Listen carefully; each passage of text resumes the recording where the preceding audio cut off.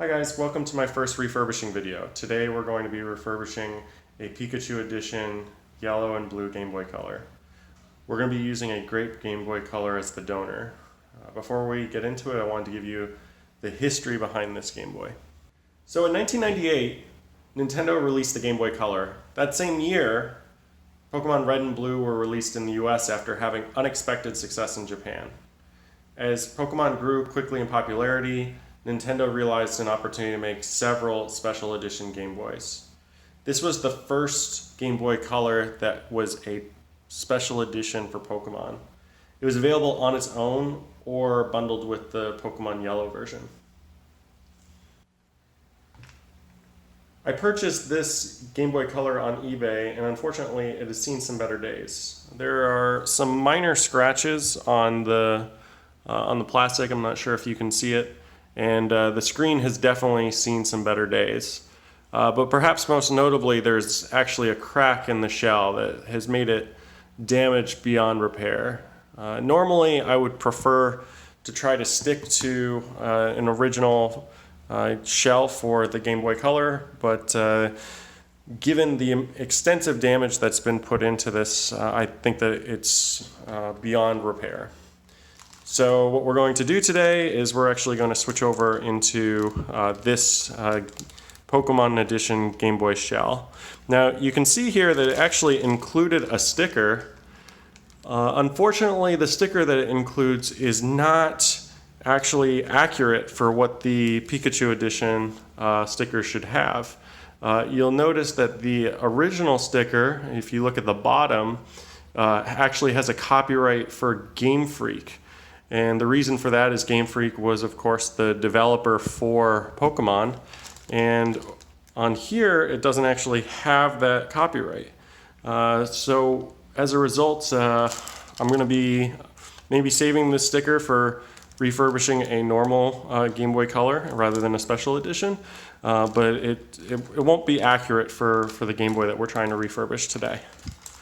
The first thing that I'm going to do is I'm going to take this purple Game Boy Color and I'm going to break it down. Actually, before I break this down, I actually wanted to take a minute just to show you guys that this is actually in working condition. I have some batteries here in the back, and when I turn it on, despite the damage to the shell, the Game Boy itself seems to be in great shape. If I put a cartridge in here, the original Pokemon Red, you can see that it starts up, it plays the game just fine, and the buttons work as normal. I've gone ahead and I've tested this pretty extensively, so I'm just going to go ahead and take this apart, and then I'm going to give the motherboard a good clean and put a new shell on it.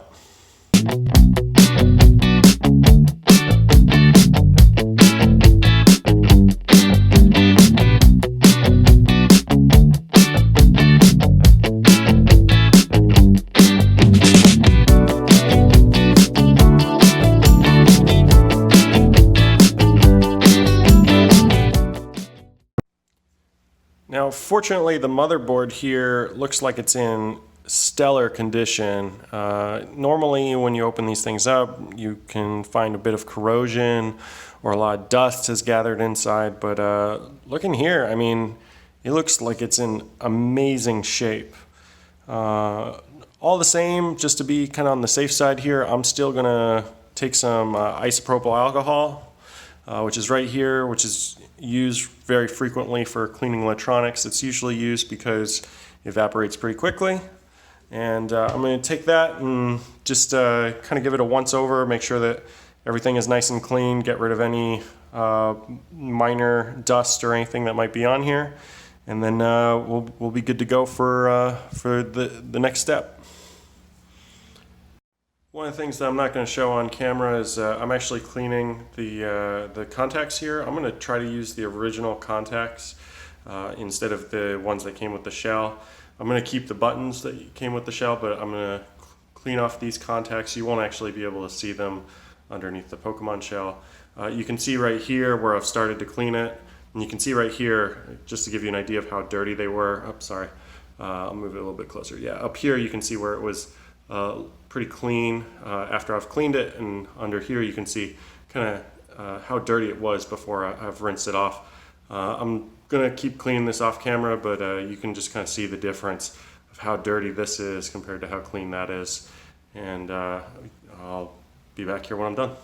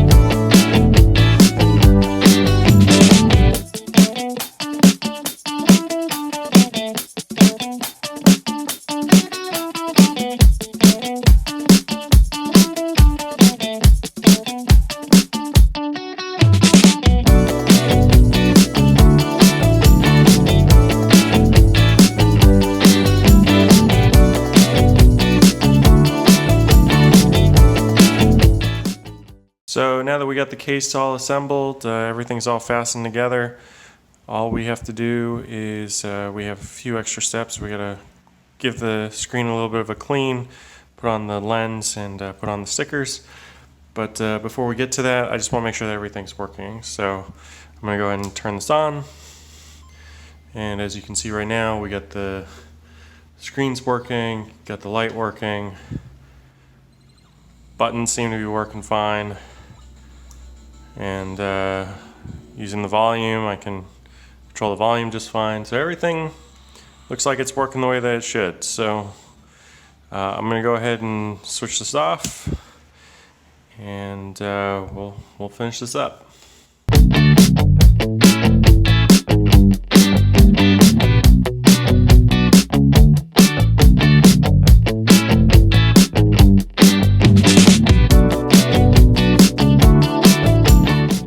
So as you can see, we have ended up with a perfectly refurbished, reconditioned Pikachu Yellow and Blue Edition Game Boy Color.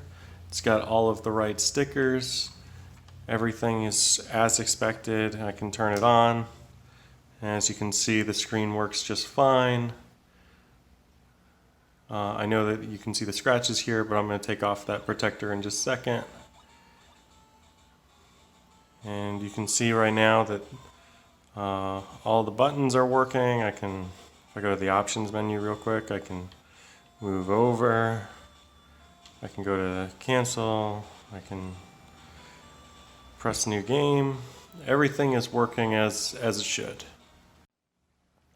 There's only one step left to do, and it's the best part. It's a little tricky.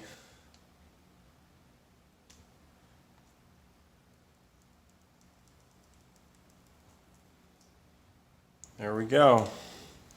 As you can see, all of those scratches that you saw earlier are completely gone. It's a perfectly pristine screen. Everything looks excellent. And now we have what looks like a brand new Pikachu Edition Yellow and Blue Game Boy Color.